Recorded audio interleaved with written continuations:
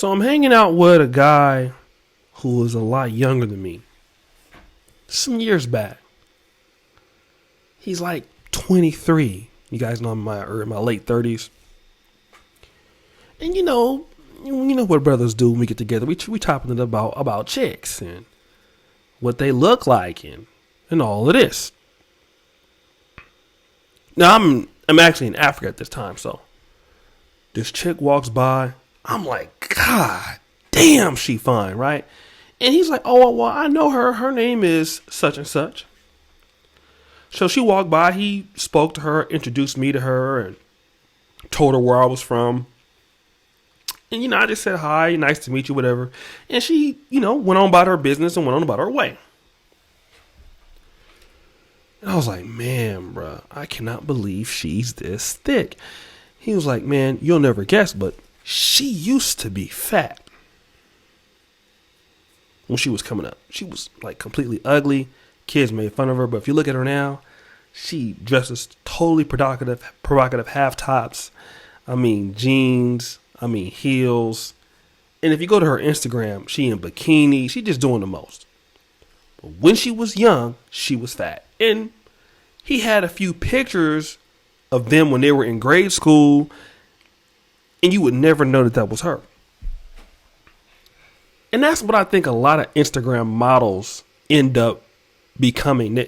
I mean, when the IG chicks that are on there now taking all the photos and showing all the body and stuff like that, I would guess that a lot of them used to be fat or unattractive and didn't get any attention. I would consider that 60% of your Instagram or Facebook models are late bloomers, meaning that they are making up for the attention that they didn't get when they were younger. So now that they're getting it, they're taking it. They're making up for lost time. And they're doing it by getting attention, and, guys roasted them, talked about they were fat, they couldn't get the guy that they wanted, and now everybody wants them. They're flaunting, they're showing it off. They grew out of that ugliness. But it works both ways. Especially with black men. Successful black men. Because even if you're the ugly girl or the big girl or the girl who's not developed, somebody will show you some attention because you're a woman. Even the most attractive guy, if he feels he can have his way with you, he might stoop down to that level.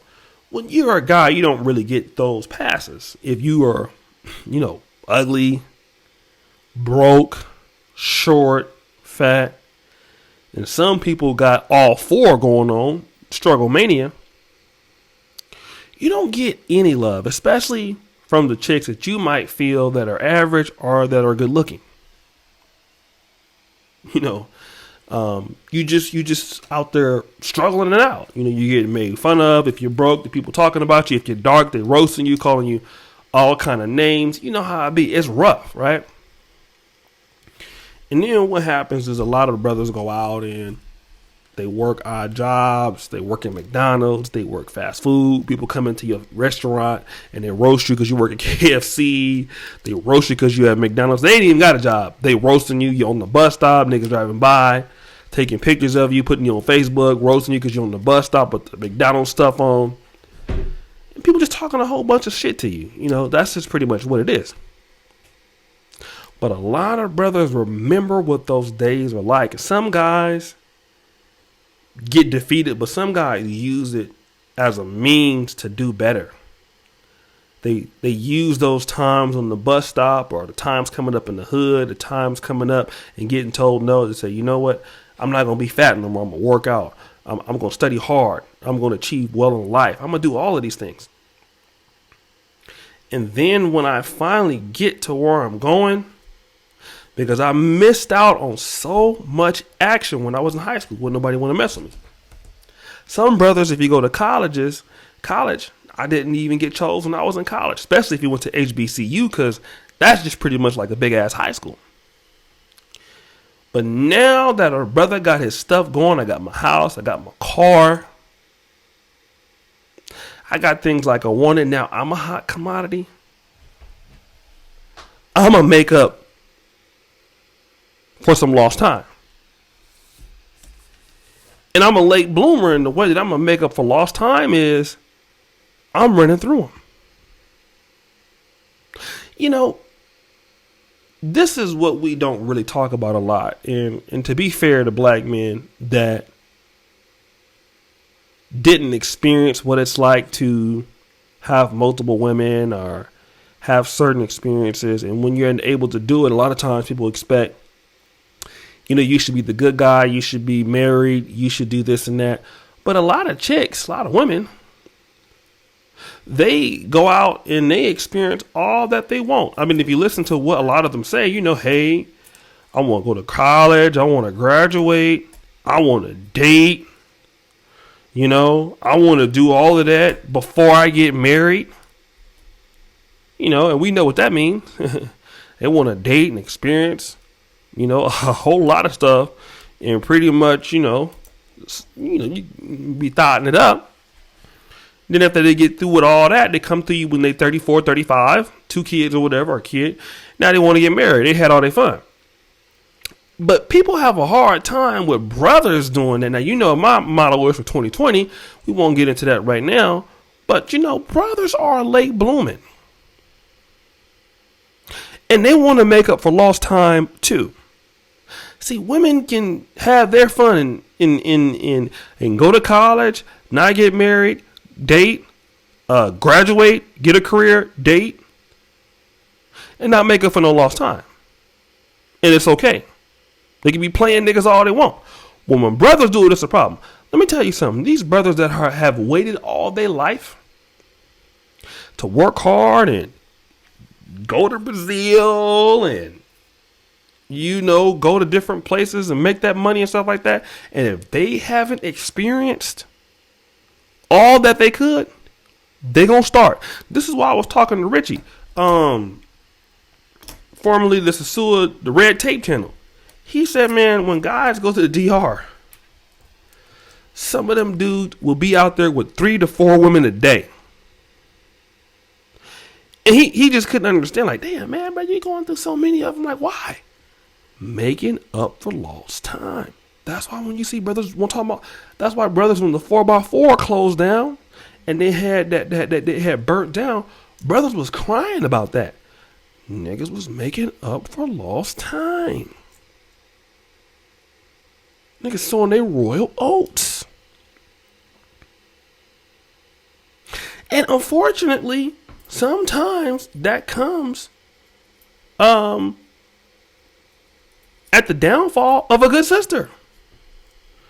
When you meet some of these brothers out there and they single, they businessmen, they accountants, and you want to know why they don't want to get married, they don't want to settle down. It's not that a lot of times that it's your problem or they don't want to just be tied down to you. That man could love you. That man could really want to be with you. It's just that brother now has come into his own, and now he got some lost time to make up. And you just ain't enough for him to make that up with. You just not enough. You might be beautiful, you might be fine, he might love you, but he got to sow his oats. Because more than often, you have already sold yours. You ain't going to tell nobody about it. You ain't going to admit to it. But you didn't sow him. He got to sow his. So, you know, the black men, they don't want to commit. They don't want to. Well, boo, you don't want to give him nothing when he wasn't having nothing. Now that he got something, he going to go ahead and exploit what he got. He going to use it to his advantage. He going to be hitting this one. They're going to be hitting that one. They're going to be hitting all of them that they can. Until they get tired.